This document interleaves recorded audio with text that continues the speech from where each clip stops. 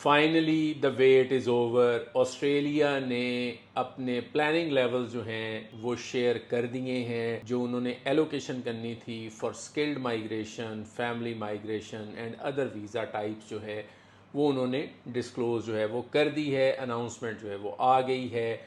तो अगर हम स्किल की बात करें तो एम्प्लॉयर स्पॉन्सर्ड स्ट्रीम जो है उसमें जो कोटा था वो 2023-24 का जो कोटा था वो 36,825 का था।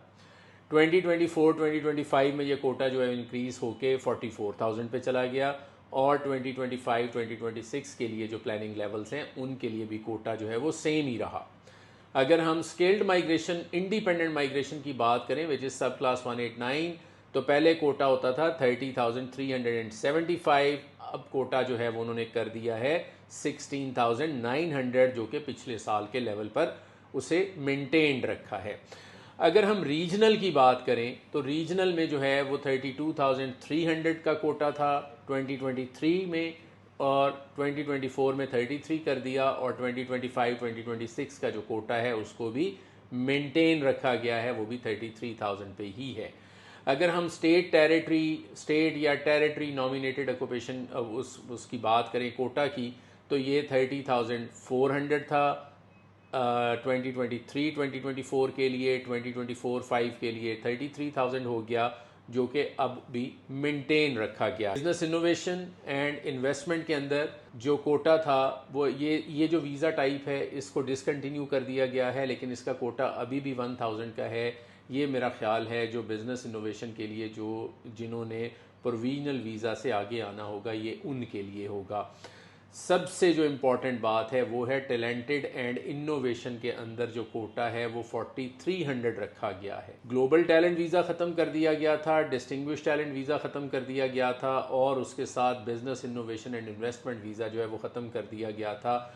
अब इसको कंबाइन करके जो है वो NIW का जो है वो कोटा रखा गया था, जो कि 4300 के ऊपर है 2025-2026 के लिए। इसलिए मैं बार बार ये कहता हूँ कि national innovation visa is the opportunity.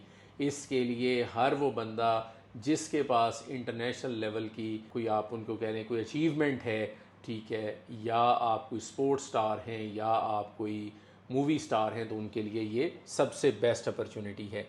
इसी तरह अगर हम बात करें जो स्किल टोटल है वो कितना था, वो लेवल वही रखे गए हैं, कोई बहुत ज़्यादा फ़र्क नहीं आया। 2023-2024 में 137,100 था, जो कि कम करके 132,200 कर दिया गया, और अभी भी उसको जो है वो मेंटेन रखा गया है। इसी तरह अगर हम क्विकली पार्टनर वीज़ा की बात करें तो वो 40,500 है, पिछले साल का लेवल ही है। पेरेंट वीज़ा की बात करें 8,500 है, जो पिछले साल था वही लेवल है। चाइल्ड वीज़ा की बात करें तो 3,000 पे है। अदर फैमिली मेम्बर्स जो हैं, जो वीज़ाज टाइप हैं, उनकी अगर बात करें तो 500 उनका कोटा रखा गया है। तो टोटल 52,500 वीज़ा जो हैं वो इशू किए कोटा है, जो कि 2025-2026 के लिए फैमिली के लिए रखा गया है।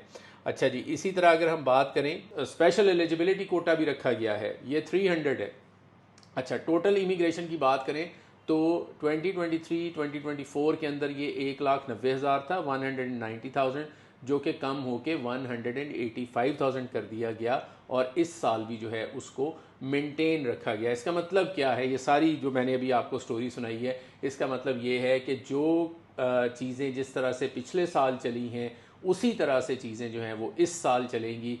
सिर्फ ये हुआ कि नेशनल इनोवेशन वीज़ा का कोटा जो है वो इंक्रीज़ करके 1,000 से बढ़ाकर 4,300 कर दिया गया।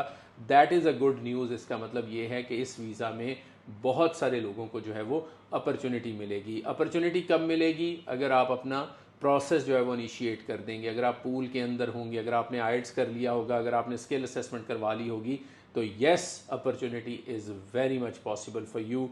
तो वेट किस चीज़ का आप कर रहे हैं? ये टाइम आ चुका है कि आप अपना EOI जो है वो अपनी स्किल असेसमेंट कराएं, EOI सबमिट करें, ताकि आपकी सिलेक्शन भी हो सके। Thank you very much for watching.